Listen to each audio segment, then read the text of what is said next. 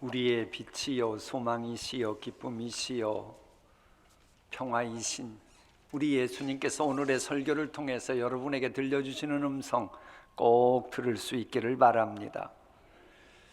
그 믿음의 형제였던 사무엘 베네켓이라고 하는 이 사람은 60대 중반이 되어서야 노벨 문학상을 받게 됩니다. 그가 젊었을 때는 플레이 아일랜드 출신인데, 이 베케트가 2차 세계대전이 발발하자 프랑스로 와서 레지스탕스에 가담을 하고 도움을 줍니다. 그러다가 나치에게 발각이 돼서 프랑스 남부로 피신을 하게 됩니다. 그러다 보니 피신하다 보니 빨리 이 전쟁이 끝나기를 기다렸습니다. 드디어 기다렸던 전쟁이 끝났습니다. 자, 그러면 이제 평안한 일상생활이 가능할 줄 알았는데 당시 유럽의 정서는 더욱더 혼란스럽고 여전히 힘들고 어려웠습니다. 그러자 이 사무엘 베케트는 고민에 빠진 거예요. 도대체 내가 무엇을 기다렸단 말인가? 과연 이런 것을 위한 기다림이었단 말인가? 이 고민하면서 저 작품을 쓰게 됩니다. 고도를 기다리며.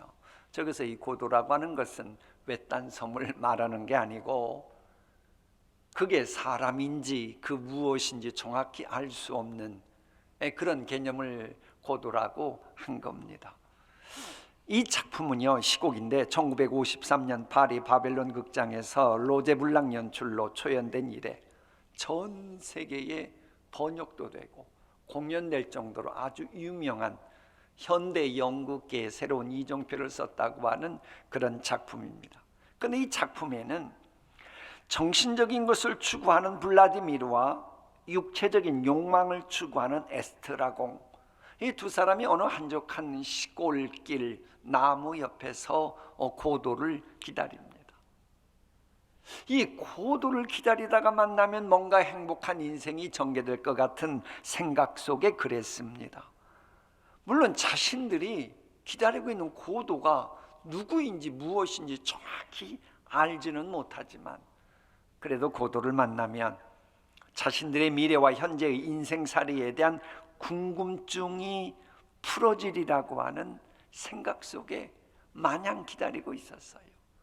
막연한 기다림이었죠. 결국 그 작품의 피날레는 그런 겁니다. 여전히 고도를 기다리면서 만나지 못하고 기다리고 있는 상태로 이 작품이 끝을 냅니다. 현대인들은 앞이 보이지 않는 불확실한 세상 속에서 막막함, 고독함을 느끼면서 무엇인가를 기다리고 있어요. 근데 그게 뭐냐라고 꼭 집어 말하라면 그걸 말하지는 못하고 왠지 모를 그 무엇인가를 기다리는 게 현대인들이에요. 그러다 보니 자기들의 정서를 대변했다고 해서 이 고도를 기다리라고 하는 작품 속에 빠져들고 열광했다고 하지요. 기다림의 대상을 만나리라고 하는 마음속에 그 무엇인가는 있는데 기다림의 대상을 만난다는 보장은 할 수 없는 막연한 기다림. 그러다가 이제 죽음을 만나고 마는 거예요. 그러면 먹고 마시고 아웅다웅 다투고 소리를 높였다, 울었다, 막 몸부림쳤다, 애를 쓰다. 그러다 결국은 죽음으로 끝난다면 내가 기다리는 것이 죽음이었단 말인가? 이런 인생 실존, 그런 생각을 갖게 하는 그런 작품입니다. 기다렸던 그 누구를 혹은 그 무엇을 만날 수 없는 현재 진행형으로 평생 갈 기다림이라면, 영원토록 고정되어 버린 계속 기다림으로 끝나는 현재 진행형 기다림이라면 그 기다림이 우리에게 무슨 의미가 있죠? 기다려도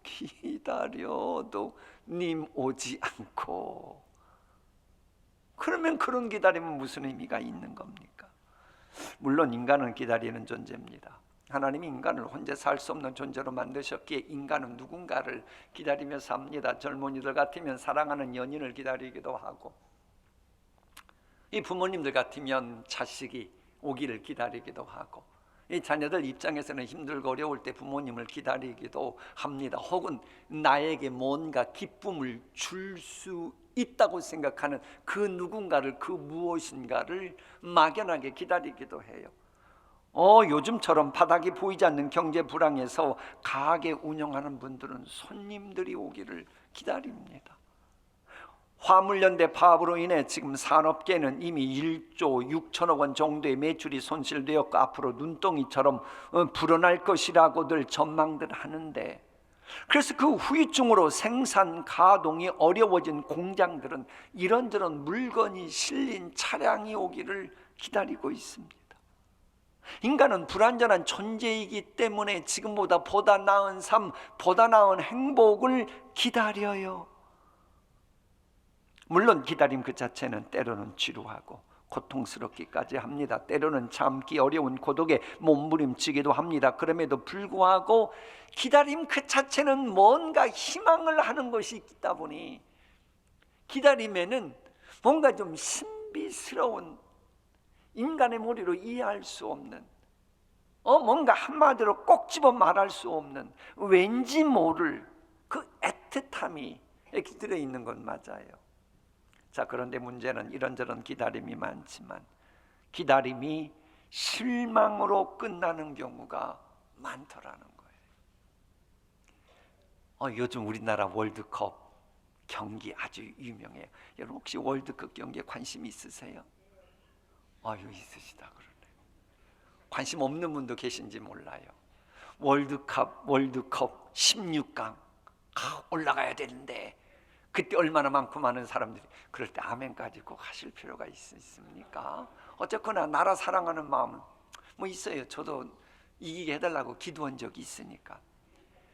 그때 16강 올라가게 해달라고 또 그걸 바라는 사람들은 기다리고 기다렸던 꼴이 터지자 운동 시작하면서 기도한다고 하는 우리 손흥민 형제, 그 아버지도 신앙으로 열심히 기도한다고 그러고, 또 끝나고 나서 손을 모으고 있었던 우리 황희창 형제가 넣는 거 보고 얼마나 우리가 기뻐하고, 이 광화문에 있는 사람들이 그 추운데도 막 부둥켜 안고 환호했다 그랬잖아요. 우리는 그러는 시각에 축구 강국이었던 독일이나 우루과이는 어땠어요? 기다리고 기다리던 늦지 않길 바라는 기다림이 결국 이루어지지 않으니 실망하고 말았잖아요. 막연한 기다림은 항시 실망할 각오를 하게 만드는 겁니다. 본문 보십시오. 이 기다리는 사람들이 많이 나옵니다마는 그들의 기다림은 실망할 확률이 거의 100%에 가까워요. 왜요? 그들을 기다리게 만든 것은 팩트가 아니에요. 사실이 아니고 현실이 아니고 전설이었어요. 전설. 그것에 근거했으니 어떻게 됐겠어요? 한번 볼까요? 본문을 함께 읽어봅니다. 시작. 예루살렘에 있는 양문 곁에 히브리 말로 베데사라 하는 못이 있는데 거기 행각 5이 있고 그 안에 많은 병자, 맹인, 다리 저는 사람, 혈기 마른 사람들이 누워 물의 움직임을 기다리니. 예루살렘에 있는 양문이 있습니다. 저 양문이라고 하는 말 그대로 양이에요. 그래서 영어로는 쉽게이트입니다. 근데 이 양문은 예루살렘 성의 북쪽에 있어요. 거기에 제물이 되는 양들이 들어가는 문입니다. 그래서 양문이에요. 거기에 그 곁에 히브리 말로 자비의 집, 은혜의 집을 뜻하는 베데스다라고 하는 연못이 있었는데 거기 행각이 5이 있습니다. 그 안에는 누가 있어요? 많은 병자, 맹인, 다리 저는 사람, 혈기 마른 사람들이 누워 있었어요. 왜 누워 있었어요? 물의 움직임을 뭐 하더니 기다리는 거예요. 혹시 뭔가 기다렸다 그러면 잽싸게 찬스 놓치지 않고 뛰어가려고 기다렸다고 하는 이야기입니다. 물론 이건 전설이에요. 그것도 천사가 늘어오는 게 아니에요. 가끔 와요. 전설인데다가 가끔 오는 전설. 그러면 거의 이게 실현 가능성이 없는 거예요. 그런데도 요행을 바라고 막연한 기다림 속에 그들이 그곳에가 있었는데 그 가운데 38년 된 병자도 있었습니다. 여기서 이 38년이라고 하는 것은 그 환자가 38년 된 환자였다고 하는 말도 있지만은 성경은 항시 그 이면에 담긴 메시지가 있어요. 그래서 우리가 구약 성경을 읽을 때는 구약 성경만 읽으면 이스라엘 역사 공부밖에 안 되고, 그 구약의 역사가 담긴 말씀 이면에 기독론 관점에서의 복음이 무엇인지 우리가 하나님의 도움을 간구해야 구약 성경을 제대로 이해하게 하는 거예요. 그럼 이 38년이 구약에서 어떤 의미가 있는지 한번 볼까요? 가데스 바네아에서 떠나 세대 시내를 건너기까지 38년 동안이라. 몇 년이라? 38년 동안이라. 이때에는 그 시대의 모든 군인들이 여호와께서 그들에게 맹세하신 대로 진영 중에서 다 뭐하였나니? 멸망하였나니 여호와께서 손으로 그들을 치사 진영 중에서 멸하신 고로 마침내는 다 멸망되었느니라. 저 이야기는 이스라엘 백성들이 뭔가 기다림 속에서 광야 생활을 했는데 그게 38년 됐으나 믿음이 없으니 막연한 기다림이었으니 하나님이 다 멸망시켜버렸다. 아무런 소용이 없는 38년의 기다림이었다. 요 메시지를 주면서 막연히 메시아를 기다리고 있는 유대교 너희들이야말로 결국은 가나안 땅에 들어가지 못한 채 멸망할 수 있음을 알려주고 있는 겁니다. 이렇게 막연한 기다림이 난무하는 상황 속에서 우리 예수님은 막연한 기다림은 결국 멸망이다, 아무런 영양가 없는 기다림이다라고 해석하는 거예요. 그래서는 너희들이 기다리고 있는데 무엇을 기다리는데? 그걸 물어보시는 거예요. 무엇을 기다리는데? 라는 이 표현을 노골적으로 네가 낳고자 하느냐라고 질문하시는 겁니다. 그러니까 막연하게 기다리고 있는 그에게 주께서는 누운 것을 보시고 벌써 병이 벌써 오랜 줄 다 아시고 네가 낫고자 하나 그러거든요. 근데 이건 뭐예요? 네가 38년 된 병자인데 네가 나을 의지가 있느냐를 물어보시는 게 아닙니다. 네가 소망이 뭐냐? 낫고자 하는 그 소망이 있느냐? 이걸 물어보시는 거예요. 그래서 굳이 학문적으로 정리하면 그거예요. 의지에 대한 질문이 아닙니다. 너 어떤 의지를 가지고 이 병을 나으려고 하는데? 라고 물어보셔요. 그렇게 물어보셨다면 뻔한 거 아니겠어요? 네가 그런 정신머리를 갖고 있는 그런 정신 상태니까 아직도 병을 못 고쳤지. 네가 그 모양이니까 아직도 38년 됐어도 너는 여전히 막연하게 기다리고만 있는 거야. 이 소리밖에 안 나오는 거예요. 우리 주님은 구원하러 오셨는데 그런 질문을 하실 리가 없죠. 소망에 대한 질문만 하시는 겁니다. 의지와는 상관없이 네 소망이 뭐냐? 네가 낳고자 하는 그게 있냐? 왜? 그것만 있으면, 하나님 보시기에 분명한 살아있는 소망만 있으면 주님은 그런 사람에게 기꺼이 소망이 성취될 때까지 기다릴 수 있는 의지도 주시고 열매 맺게 하는 능력도 주시는 분이기 때문에 그래요. 그런데도 이 환자는요, 예수님의 의도를 깨닫지 못합니다. 그래서는 주여 물이 동할 때에 나를 넣어줄 사람이 없어 내가 가는 동안에 다른 사람이 먼저 내려가나이다 라고 말해요. 이 말은 좀 삐딱한 거예요. 볼멘 소리입니다. 투덜거리는 말투요, 가시돋친 말입니다. 이게 말이 뭐예요? 아니 예수님 다 알면서 왜 내게 그런 질문해요? 내가 낫기 원하지만 내게 어떤 기회도 내게 찾아오지 못했기에 이렇게 막연하게 기다리는 거 아닙니까? 물이 동하여 치유받을 기회가 왔다는 생각이 들었을 때 여러 번 시도해봤지만 번번이 실패했어요. 물이 동할 때 물가까지 몸을 끌고 갔지만 그게 한두 번이 아니라 수없이 많았지만 그때마다 다른 인간들이 기회를 다 먼저 뺏어가서 선점하는 바람에 나는 그러지 못했어요. 제가 불쌍하다고 38년 동안이나 기다렸어, 불쌍하네 하고 내가 이번에 양보해 주지, 그런 인간 한 명도 없어가지고 난 아직도 요 모양이에요. 그러면서 일종의 신세 타령하고 있는 겁니다. 여기서 우리가 하나 생각해야 될 게 있어요. 요즘 이제 코로나 사태가 후유증이 오래가면서 여전히 힘들고 어렵다, 그 생각이 이제 계속되고 나도 모르게 불평불만이 또다시 안에 저다가 튀어나오고, 그래서 드리는 말씀인데요.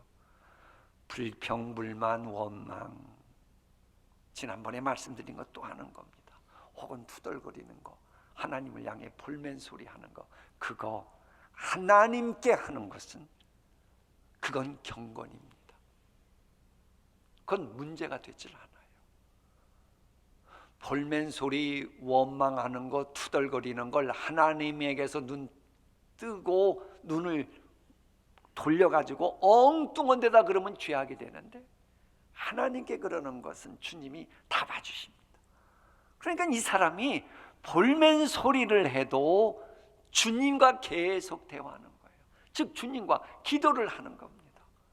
주님과 기도를 하니까 주님이 그 중심을 아시고 뭐라 그러셔요? 일어나 내 자리를 들고 걸어가라. 주님과 계속 대화하니까 의지도 없던 사람이 일어나 자리를 들고 걸어갈 의지와 마음까지 주셔서 그대로 되었잖아요.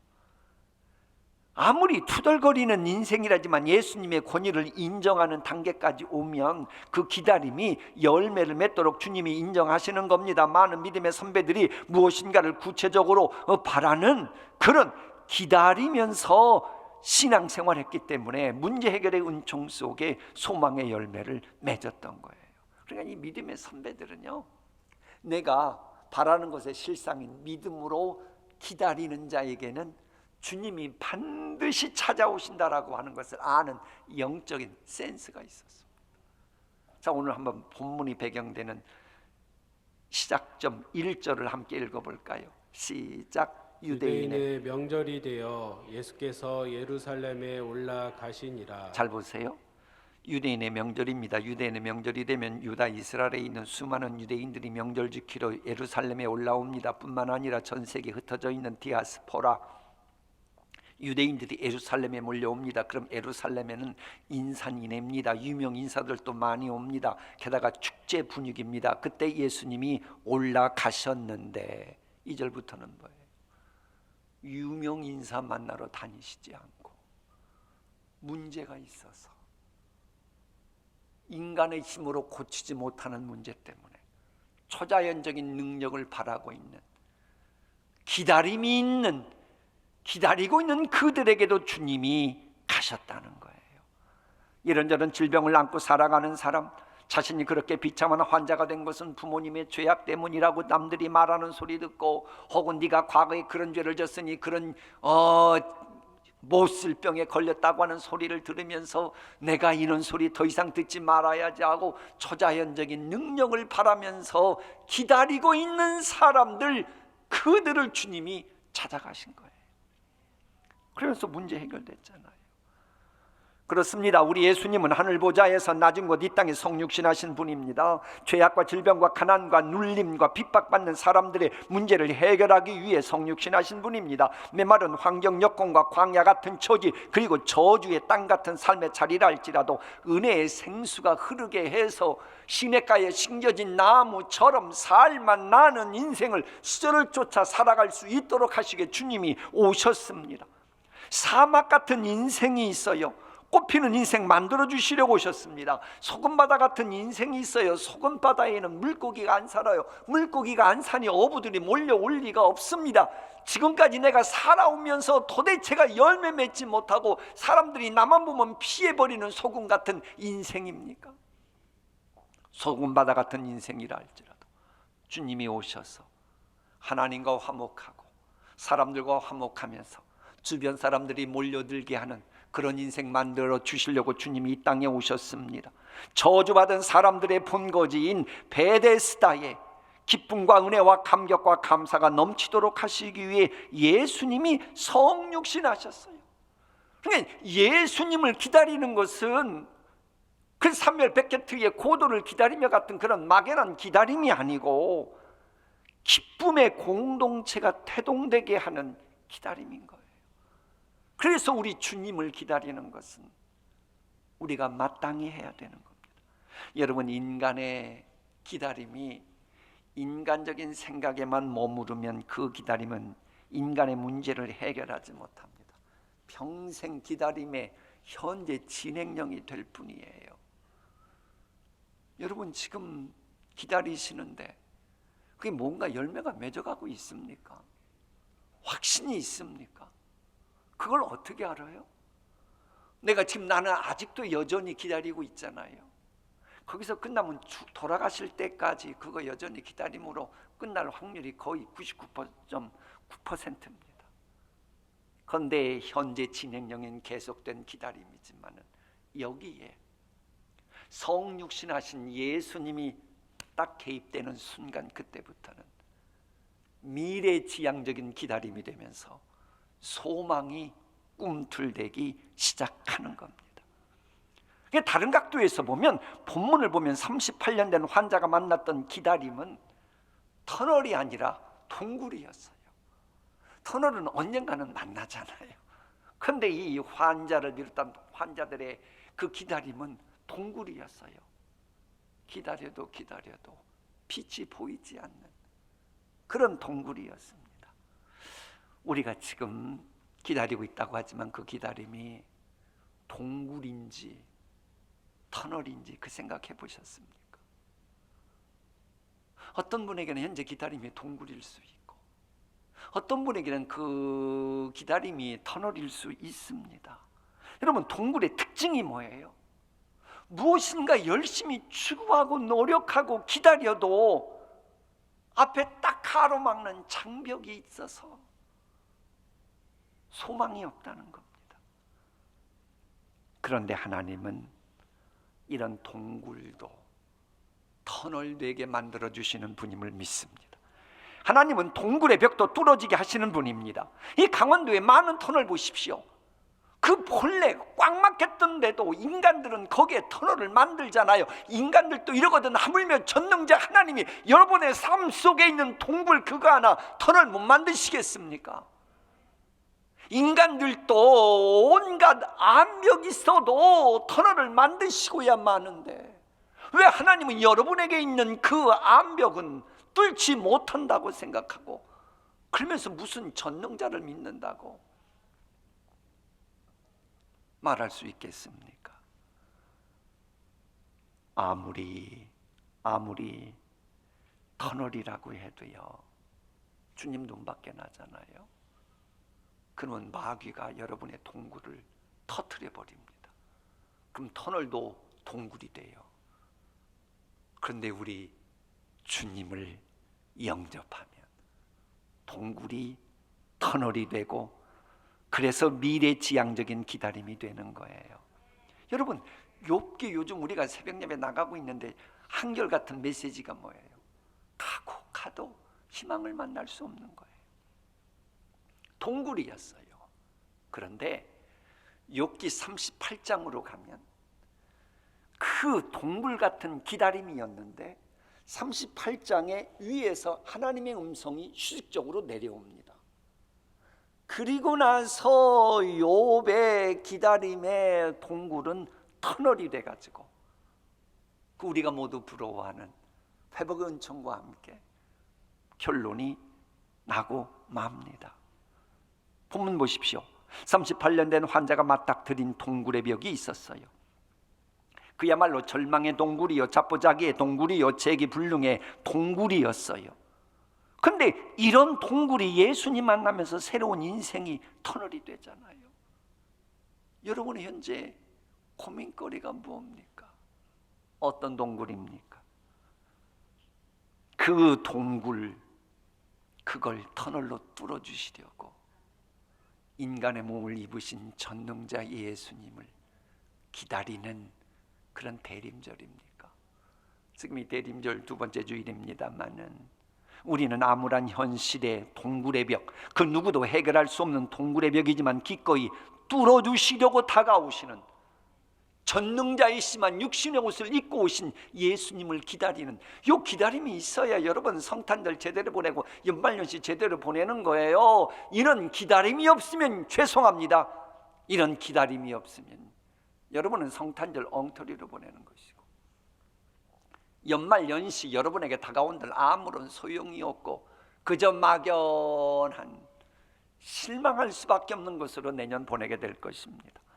진실로 동굴의 벽을 뚫어주시는 전능자에게로 우리의 마음이 좀 향해야 돼요. 지금 이 시간. 그러면 그분도 우리에게로 마음을 돌려주십니다. 설령 하나님의 특별한 은혜 있기에 불가능한 죄인이라고 해도 우리가 주님 쪽으로 눈을 돌린다 회개하면 주님은 이제 우리를 기꺼이 품에 안아주시는 거예요. 이와 관련된 시가 있어요. 저는 이 소설가 개인적으로는 안 좋아합니다. 무슨 저런 소설가가 다 있어. 그런데 내용은 기가 막힌 내용이 있어요. 팔이 안으로만 굽는다 하여 어찌 등 뒤에 있는 그대를 껴안을 수 없으랴. 내 한 몸 돌아서면 충분한 것을. 야, 어떻게 저런 것을 그 괴물 같은 소설가에게는 저런 그 통찰력을 주면서 왜 믿는 사람들에게는 저런 걸 안 줬나 그러는데 저거 보세요. 팔은 안으로만 굽어요. 그러니까 팔은 안으로만 굽기 때문에 뒤에 있는 사람을 제대로 껴안을 수 있어요, 없어요? 없어요. 근데 껴안을 수 있다는 거예요. 어떻게 하면? 돌아서면. 그런 거예요. 주님 모시기 우리에게 너무 부족하고 연약해서 도저히 전능자는 우리를 껴안을 수 없다, 그런 상태라 할지라도 내가 주님께로 향하잖아요.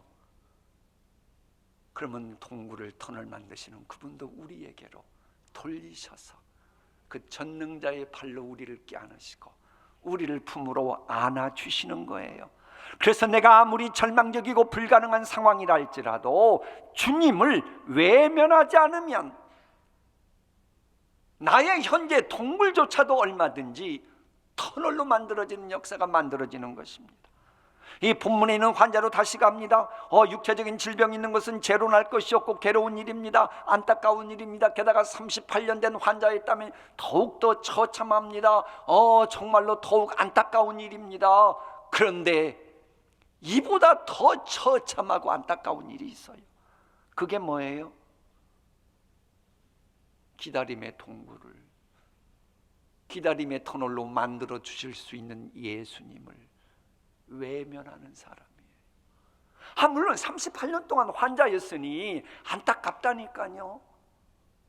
정말로 괴롭다니까요. 그러나 그보다 더 처참한 것은 그런 인생을 기꺼이 새롭게 만들어 주시려는 주님을 외면하니 이게 더 처참하고 이게 더 미련하고 이게 더 어리석고 이게 더 안타까운 일이라고 하는 겁니다. 막연한 기다림 안 돼요. 성경적이질 않아요. 예수님 바라보는 기다림이어야 합니다. 성경적인 기다림이라면 희망이 언제부턴가 용솟음 쳐야 그게 성경적인 기다림이에요. 기다리십니까? 희망도 용솟음 치고 있습니까? 그렇다면 여러분의 기다림은 성경적인 기다림입니다.